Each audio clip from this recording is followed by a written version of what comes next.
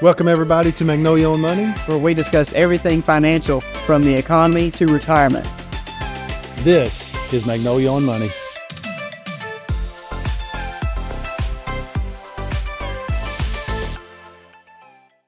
Welcome back everybody. Today's show is once again on estate planning tools.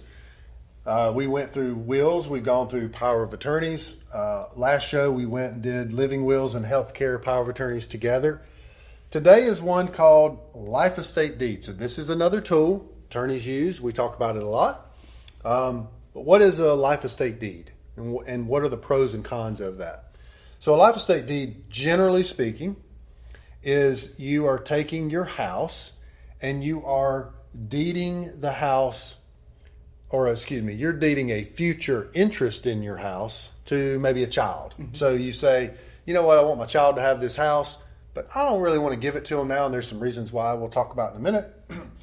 I want to make sure they get this house, so I'm going to establish a life estate deed.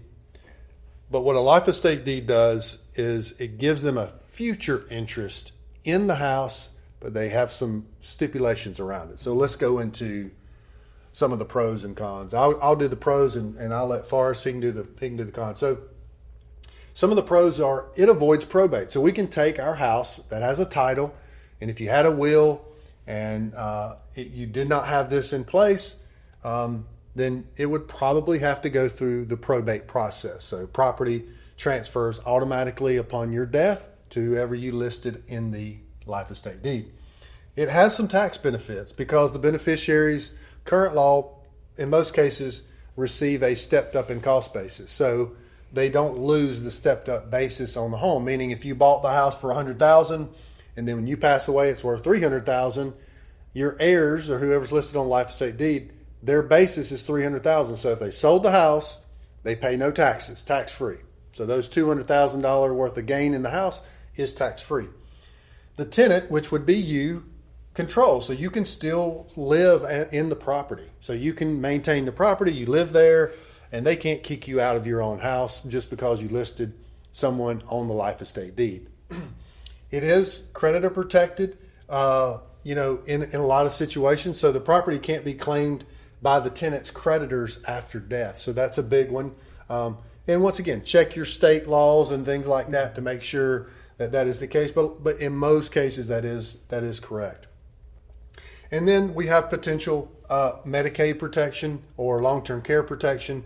So if you have your house in the life estate deed in a lot of states, it would not be considered a countable asset in Medicaid to Medicaid. So that may help with eligibility and things like that. So those are the pros, some of the pros, and then these are the cons. Yeah, if we want to talk about the cons, there is limited control. So we always have the situation, if I wanted to sell the house, can I sell it? Short answer is yes, but whoever you've listed as beneficiary on that life estate deed, they have to sign off. Because remember, you gave their future interest up, you're giving that to them at their death. So limited control, it is irrevocable. So it's difficult to change once you establish that life estate deed. Yeah, I mean, once again, these are generally speaking, but like I said, it's kind of like this. A lot of times other people have to sign off on it, and it may have tax consequences. Yeah, there are risks of disputes, so always possible conflict between the tenant and whoever you listed as the beneficiary on the life estate deed.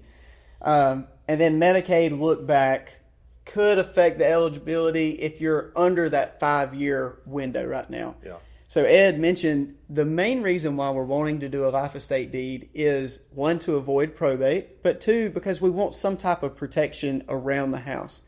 But whether it's Medicaid or the IRS when it comes to taxes, in order to get those benefits, you've got to give something up. Right. So there are cons of, exactly what a life estate is made for. We want to make sure that we're carrying that out. Yeah.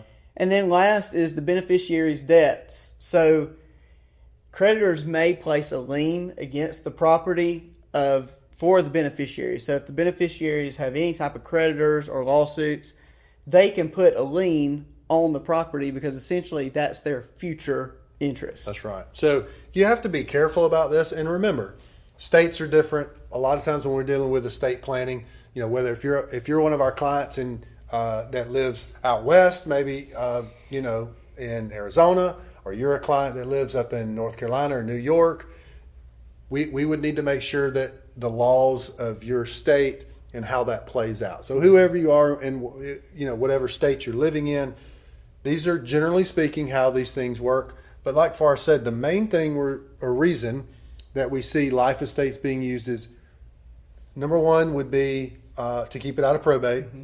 Number two would be, how do I give this to my heir and maybe protect it from a nursing home stay so it's not a countable asset. So it's a really good tool. They're fairly simple to set up, low cost in most cases.